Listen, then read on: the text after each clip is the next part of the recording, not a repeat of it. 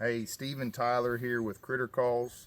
We're going to go over our very first call that was developed in 1976, the Standard. And Tyler, I think, is going to start us out with some going over maybe some cottontails and doing some distress. Yep, had a lot of questions on, hey, how do we use these things? So wanted to just put together a quick demo of how we run them with a lot of success. So with running a cottontail, you'll run pressure about that far on the reed. You want to put your lips over your teeth to apply the pressure, and then you want to blow with tight cheeks, kind of blowing air from your diaphragm. So just a quick rundown on a cottontail of how I would approach it.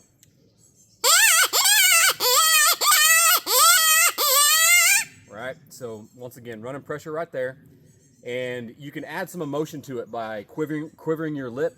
So you know, you gotta think something's getting killed, right? So it's not gonna just sit there and make the same noise over and over.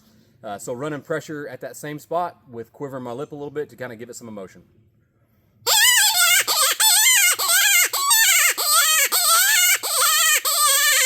Right, so that's a cottontail.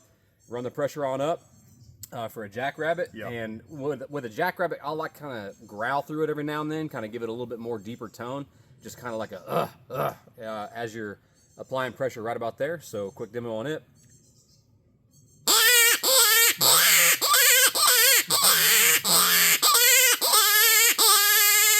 Right, so Steve, you want to kind of show them how you run a cottontail on it? Just kind of give them a little bit run different. That real quick. Yep.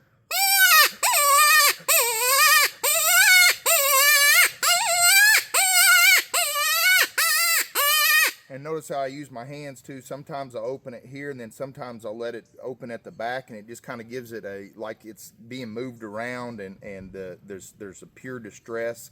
And of course I use that, I think that the animals can actually pick up the emotion in that call whenever you put that emotion in there. It's just like their mouth opening, right? So we always like to call with a hand, a non-gloved hand, or a glove that has like a leather palm.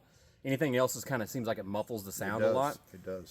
So with that, you know, we've done a cottontail, jackrabbit. You can also do like a bird in distress as well by running the pressure a little bit farther and up the reed and doing like a machine gun, like you're a kid playing machine guns. That's kind of how Steve always explains it to people, like like you're playing machine gun when you're a kid.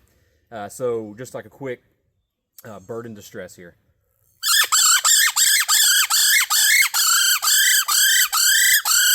All right, so that sound is absolutely devastating on bobcats. We've used it a lot with a lot of success on calling cats. So past that, you know, it is just a musical instrument. The farther out on the reed you go, the higher the pitch. The lower you go on the reed, the lower the pitch.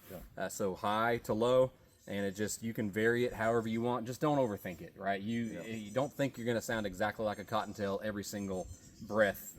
Just sound like something that's in distress, and it's going to work. So. We can do howls on these as well. Coyote too, like a dog in distress. Yep. And so I'm going to do a real quick howl, and then I'm going to let you have the coyote, and then we'll call it quits on that. So just a quick howl. We can do it several different ways, but it's just.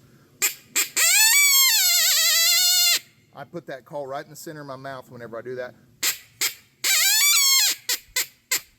And that's pretty much it, and that will get dogs activated around you and get responses, and a lot of times they'll come out of the woods and check you out and be on the it doesn't have to sound perfect. I mean, that's kind of like a female howl, maybe a juvenile first of the year type dog howl right there. So then another thing that we really like to do that we always show folks, if you're doing a cottontail, and say you typically call in a pair or more than one coyote depending on the time of year you're hunting. And so say you're using a cottontail, you call one in and you shoot it, well, the other one's running off. A good way to transition to get that one to stop is doing a coyote, or like a coyote in distress is essentially what it's called. And so do a quick cottontail here. Right, then you shoot one, the other one's running off. All right, that will typically make that other one lope up to where you can get his follow-up shot to get the double cleared. Big deal. Or the double killed. So just a quick rundown on the Standard. Thank you. Crittercall.com. That's where you can get them, and check out. We've got some new things coming online, so they're hitting today. It's CRITRCALL.com. Thank you very much.